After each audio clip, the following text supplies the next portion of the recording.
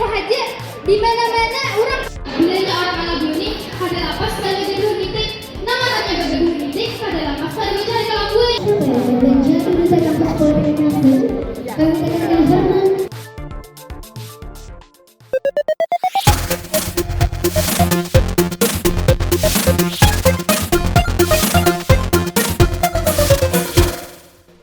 Oke, halo. Jadi kali ini kita kedatangan tamu yaitu dari Wakil 4 Duta Kampus Politeknik Hasnur yaitu Kak Rahmiati Saripah. Tepuk tangan dulu dong buat Kak Rahmi Saripah.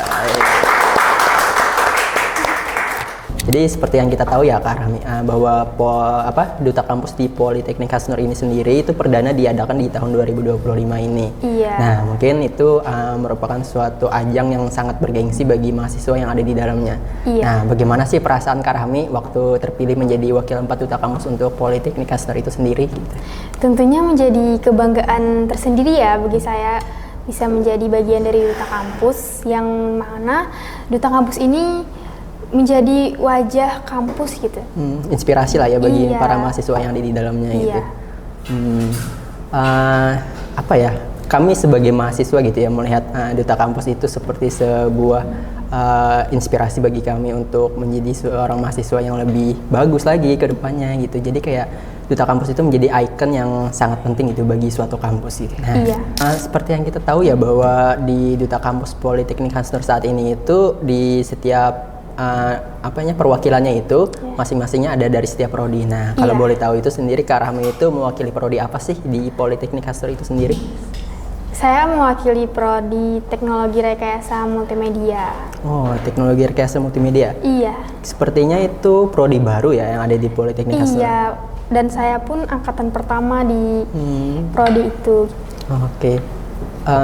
Mungkin bisa diceritakan gitu selama di Teknologi Rekayasa Multimedia sendiri juga Kak Rahmi itu ngapain aja, mungkin ada sesuatu yang berhubungan juga kayak nantinya yang menjadi Duta Kampus gitu. Nah, jadi pengalaman saya selama di prodi Teknologi Rekayasa Multimedia ini, saya pernah mengikuti lomba di Banjarbaru. Alhamdulillah menjadi juara harapan 1 ya di situ. Wah, keren. Iya. Dan ada juga lomba film pendek juga nih yang bertemakan tentang kebakaran gambut bersama teman-teman TRM juga. Alhamdulillah itu menjuarai juara 2. Keren. Tepuk tangan dulu dong buat Kak Rahmi.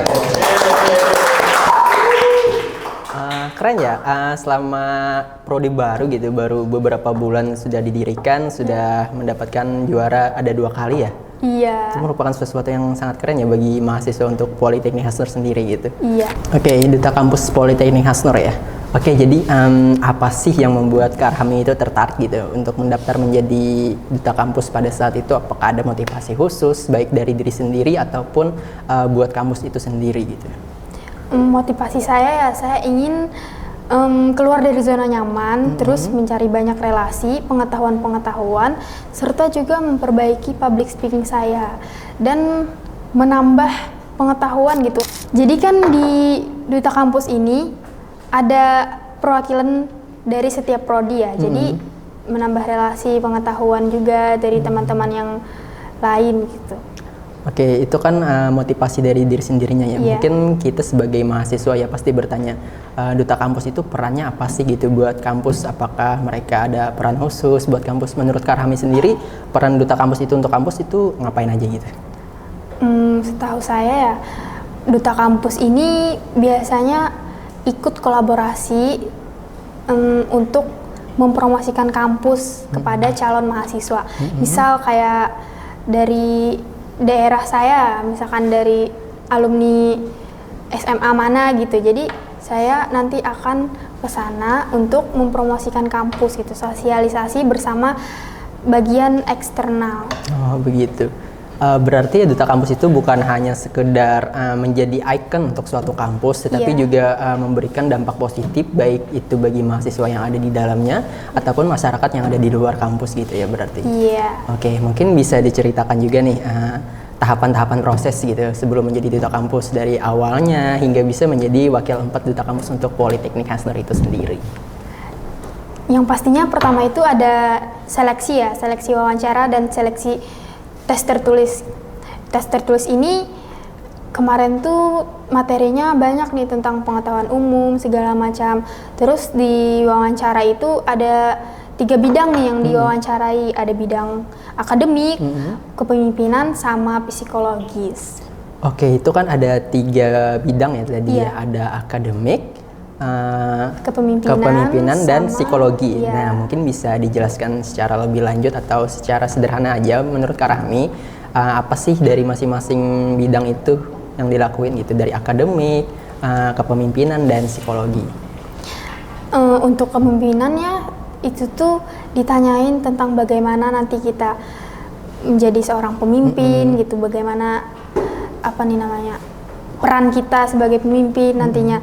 Kalau misalkan di akademik ya ditanyain tentang prestasi apa yang diraih selama berkuliah di sini.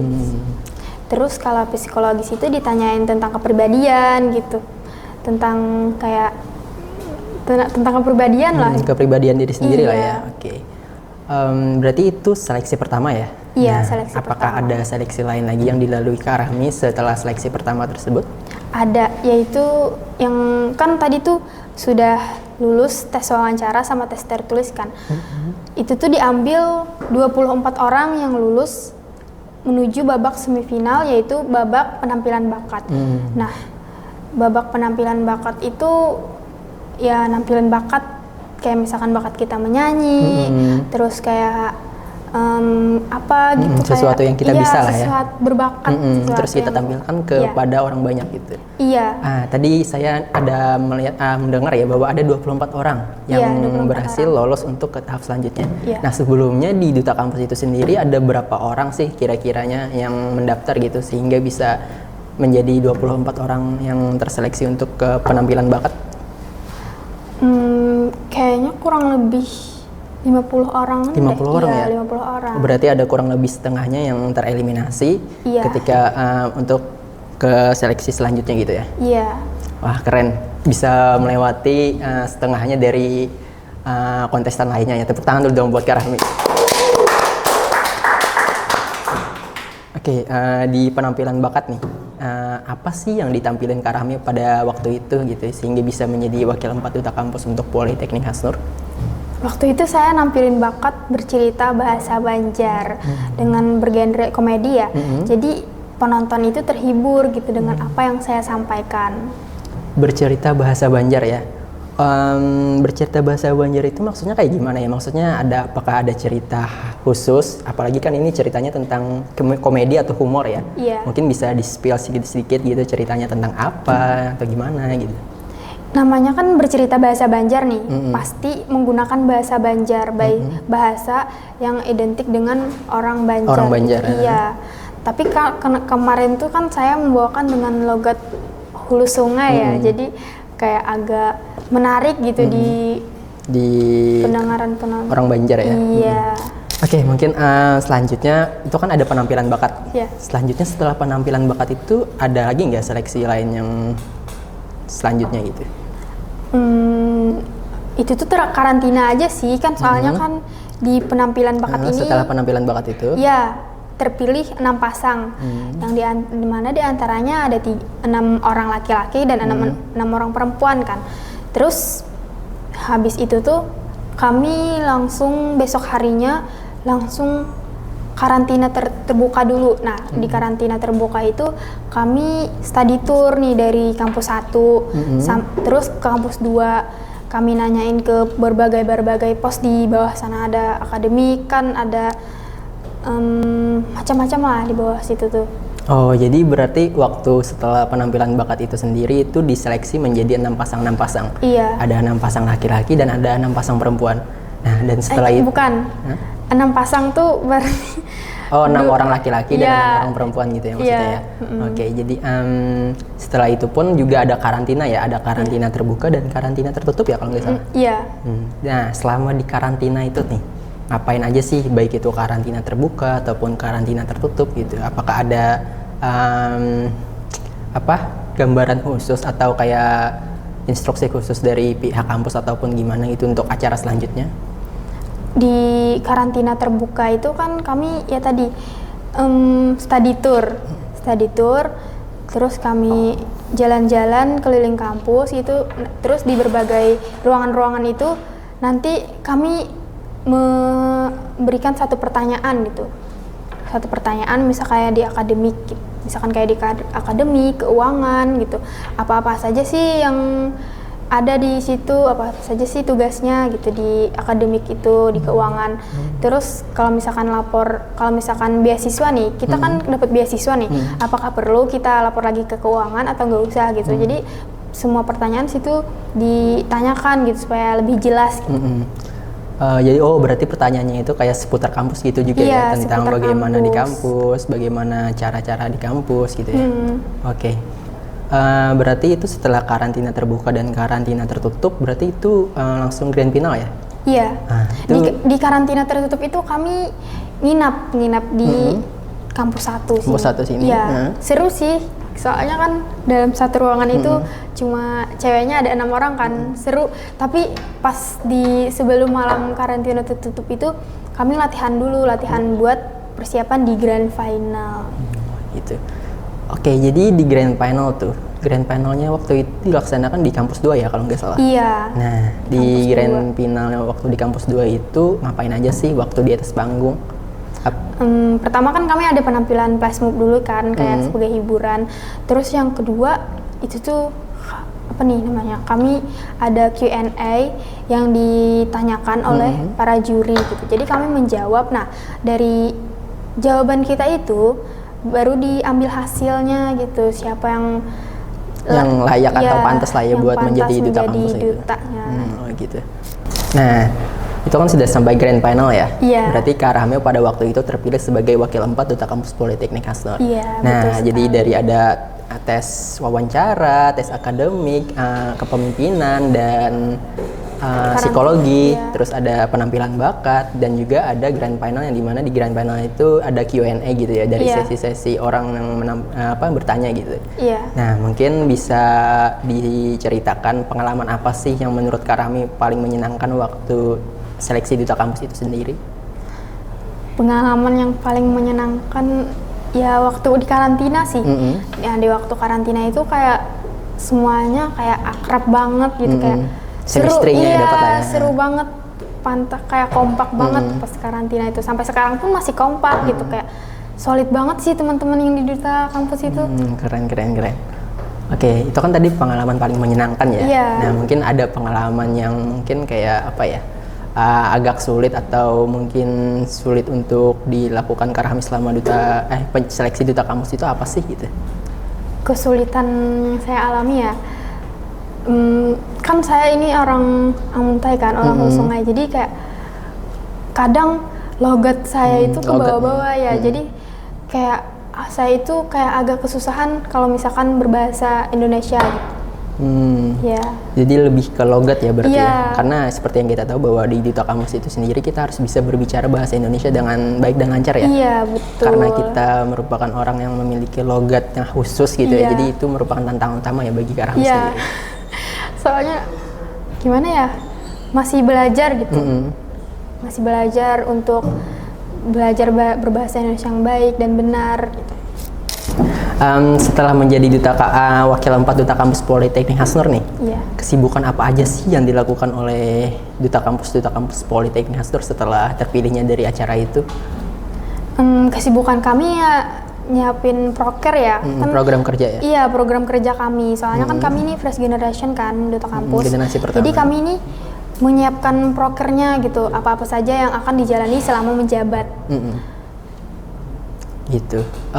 Berarti setelah menjadi duta kampus, para duta kampus yang terpilih ini disuruh untuk membuat sebuah program kerja gitu ya, baik buat kampus ataupun buat masyarakat luar gitu ya? Iya. Oke, jadi selain jadi duta kampus nih, kesibukan apa aja sih yang dilakuin Kak Rahmi dari luar kampus ataupun di dalam kampus selain menjadi duta kampus? Apakah ada kesibukan lain gitu? Ada, yang kemarin kan ada nih kegiatan Ramadan yang diadakan oleh BEM, itu kolaborasi antara Ormawa dan UKM. Nah, saya di situ sebagai delegasi mahasiswa teknologi rekayasa multimedia ya. Jadi rangkaian acaranya itu kemarin ada tadarus Al-Quran ya, 30 juz. Terus ada juga hatam Al-Quran yang kemarin dilakukan di hari Jumat. Dan kemarin tuh, tepat di hari Minggu, kami melakukan kegiatan yang ketiga, yaitu pembagian sembako ke panti asuhan. Wah, keren. Kegiatannya sangat keren ya di Iya. bulan Ramadan yang penuh berkah ini gitu. Iya. Bahwa kita memberikan apa ya namanya, mencari berkah, cari Iya. pahala gitu ya, baik buat diri sendiri ataupun buat orang lain gitu. Ya.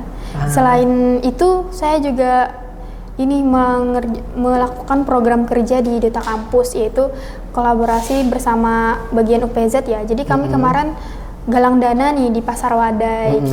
Oh, berarti kemarin itu juga ada acara galang dana gitu ya sebagai Iya. delegasi atau perwakilan dari Duta Kampus Politeknik Iya, Hasdor. betul. Itu Oke. merupakan kolaborasi kami bersama tim OPZ. PZ, oke. Oke, jadi kita sudah mengetahui nih bahwa motivasi apa aja gitu yang bikin Kak Rahmi bisa menjadi wakil 4 Duta Kampus, terus tahapan-tahapan proses apa saja yang dilalui oleh Kak Rahmi selama menjadi Duta Kampus, dan pengalaman-pengalaman apa saja gitu yang dialami dan didapatkan oleh Kak Rahmi selama menjadi Duta Kampus. Iya. Nah, mungkin ada sedikit tips nih dari Kak Rahmi untuk mahasiswa-mahasiswa atau orang di luar sana gitu yang mungkin ingin menjadi Duta Kampus juga gitu untuk suatu kampus atau untuk Politeknik Hasdor sendiri. Mungkin ada tips khusus dari Kak Rahmi, mungkin bisa dikasih tahu. Mungkin jika kalian ingin nih jadi duta kampus, yang perlu kalian siapkan itu kepercayaan diri dulu, percaya diri, terus public speakingnya juga diperbaiki, bangun personal branding dengan baik, dan kamu juga harus aktif dalam berorganisasi, mengetahui pemahaman luas tentang kampus gitu. Itu aja sih. Berarti apa ya, banyak juga yang perlu dipersiapkan gitu ya, baik secara soft skill, apalagi untuk pengetahuan-pengetahuan baik dari dalam kampus itu sendiri ya. Iya. Oke, mungkin kan tadi udah tips nih, mungkin ada harapan dari Kak Rahmi gitu buat mahasiswa atau yang ada di dalam kampus ataupun luar kampus, itu apa sih harapan Kak Rahmi? Jadi harapan saya untuk generasi kedepannya yaitu jadilah generasi yang berani bermimpi dan bertindak. Jangan biarkan rasa takut kalian menghalangi kalian untuk berkembang. Dan yang paling penting, jangan pernah takut gagal. Karena kegagalan adalah merupakan bagian awal untuk menuju keberhasilan. Dan yang paling penting, yaitu kalian harus tetap rendah hati dan mau berbagi. Tetaplah menjadi orang yang peduli dan mau menginspirasi bagi orang lain. Wah, keren banget. Tepuk tangan dulu dong buat Kak Rahmi. Oke, semoga yang disampaikan oleh Kak Rahmi pada hari ini bisa dijadikan masukan dan inspirasi bagi mahasiswa lainnya agar bisa diimplementasikan lebih baik lagi ke depannya untuk para mahasiswa yang ada di dalam kampus itu sendiri ya. Iya. Oke, jadi Duta Kampus itu sendiri ternyata bukan suatu ikon atau suatu sosok role model di suatu kampus, tetapi juga memberikan dampak positif baik dari itu dalam kampus itu sendiri ataupun kepada masyarakat. Jadi Duta Kampus itu sendiri memiliki peran yang sangat penting untuk suatu kampus dan masyarakat di luar sana gitu. Oke, terima kasih nih buat Kak Rahmi yang sudah meluangkan waktunya pada hari ini. Semoga Kak Rahmi sehat selalu dan semoga apa yang dilakukan ke depannya itu menjadi sesuatu yang bermanfaat bagi diri sendiri ataupun orang lain. Amin. Oke. Terima kasih. Tepuk tangan dulu dong buat Kak Rahmi. Oke, jangan lupa saksikan terus 12 Pixel Podcast di channel YouTube kami. Jangan lupa like, comment, dan subscribe. See you next time. Bye-bye.